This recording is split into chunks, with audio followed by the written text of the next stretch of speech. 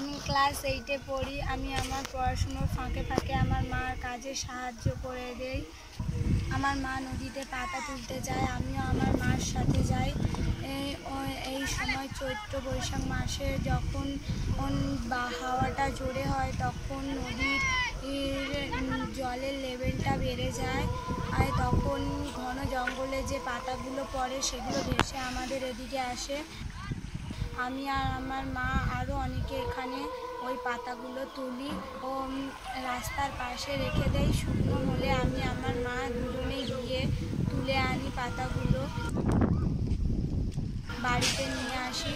যেহেতু আমাদের গ্যাস কেনার সামর্থ্য নেই, তাই আমি আর আমার মা সারা বছরের জন্য পাতা তুলে এনে কাঁড়ি করি।